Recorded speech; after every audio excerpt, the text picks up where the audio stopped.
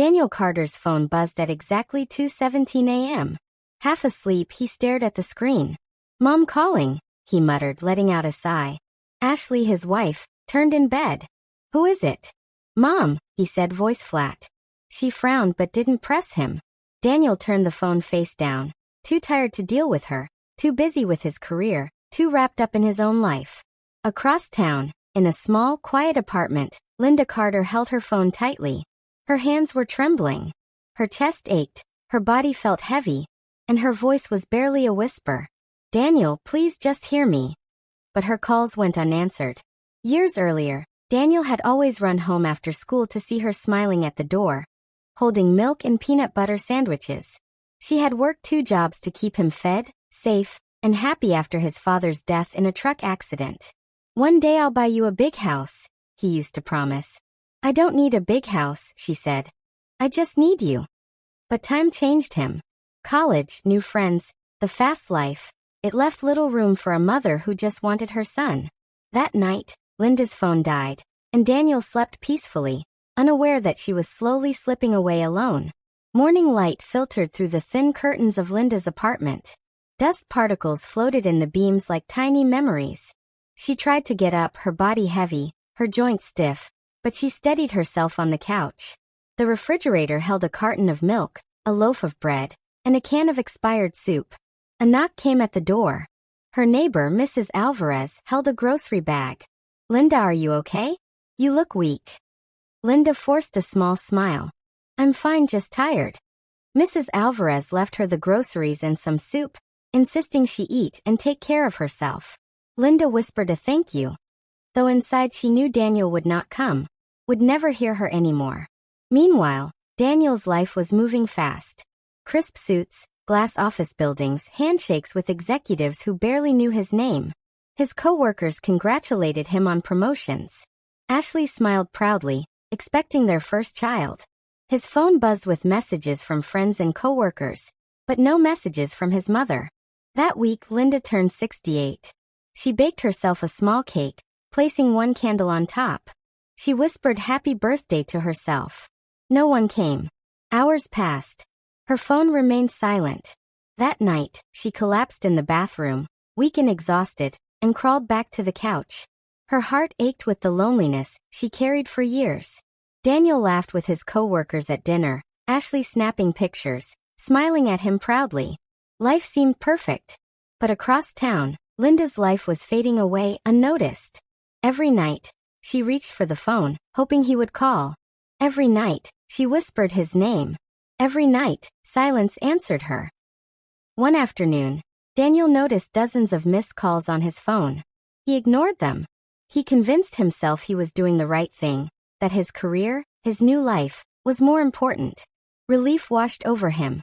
He did not realize the gravity of what he was ignoring. Days later, police knocked on his door. "Are you Daniel Carter?" an officer asked. "I'm sorry, sir. Your mother passed away 3 weeks ago." Daniel froze. His chest tightened. His world shifted. He had ignored the one person who had loved him unconditionally. He went to her apartment. Dust covered every surface. On the table lay a small cardboard box. Inside were birthday cards he had never opened, photographs of him as a child, and a folded letter. Daniel's hands trembled as he unfolded the letter. The paper was yellowed at the edges, fragile. He recognized the familiar handwriting instantly, his mother's. "My dear Daniel," it began. "If you are reading this, I am already gone. I waited for your calls. I waited for your footsteps. I waited for your voice. But you never came. I never wanted your money. I just wanted my son. If heaven has phones, I'll finally hear you again." Daniel sank to his knees. The world spun. Memories flooded back. How she had stayed up late helping him with school projects. How she had baked cookies even when she had barely enough for herself. How she had tucked him in every night when he was scared. And he had ignored her calls, his visits, his love. Tears blurred his vision. He tried to call her, tried to whisper apologies into the empty apartment, but there was no answer. Only silence. He picked up the photos. A younger Daniel with a milk-stained shirt, laughing with his mother in the backyard. Another photo. Linda waving from the front door. the sunlight catching her hair just like he remembered. Daniel's chest tightened. The weight of regret was suffocating. He sank to the floor, crying harder than he ever had in his life. He screamed at the walls. "Mom, I'm sorry. I should have been there." His voice echoed through the empty apartment, bouncing off the faded wallpaper and cold wooden floors. Daniel stayed there for hours, unable to move. He wandered through the apartment, touching everything she had touched, her favorite mug, the quilt she had knitted, the little trinkets on the shelf. Each item screamed memories at him. Every corner, every shadow, held pieces of her love and sacrifice. For the first time, Daniel realized what he had taken for granted. The promotions, the new car, the house. None of it mattered without the people who had loved him unconditionally. His life had been moving fast, but it was empty. He remembered the nights she had stayed awake waiting for him to call, waiting for him to check in. He remembered the small notes she used to leave for him on the kitchen counter. "Don't forget to eat, Daniel. Love, Mom." Those notes had once made him roll his eyes. Now he wept for everyone he had ignored. Daniel walked outside into the cold Arizona evening, holding the box of her belongings close to his chest. The sun was setting behind the mountains, painting the sky orange and pink. He whispered, "I'll never forget you, Mom. I promise." Days passed. Daniel returned to his home, but the house felt hollow. Ashley tried to comfort him, but he was inconsolable. He started going through all the calls and messages he had ignored. Each one reminded him of moments lost. He realized that while he had built a life for his family, he had abandoned the family that had built him. He began to volunteer at the local senior center, helping elderly people who were alone. He spoke to neighbors, made sure no one else felt the way his mother had felt. He called his siblings more often, checking in, asking them to visit their parents and grandparents. Daniel even started a journal, writing letters to his mother every night. Not to send, but to express the love and regret he had never voiced. Each letter helped him cope, but the ache never fully left. One evening, Daniel found an old voicemail on his mother's phone. It was faint and crackling, but he could hear her voice clearly. "Daniel, I know you're busy, but please just call me once. I don't need anything else." He sat on the floor, hugging the phone to his chest. He couldn't believe he had ignored this voice so many times. His mind replayed every birthday she had spent alone, every holiday she had silently endured without family. Haunted by guilt, Daniel began visiting her apartment regularly, even though it was now empty. He cleaned it, fixed broken furniture, and tried to preserve every memory. Every photograph, every note, every small piece of her life became sacred to him. He whispered stories to her empty walls, telling her about work, about Ashley, about the baby they were expecting. He started attending counseling, seeking ways to cope with his grief.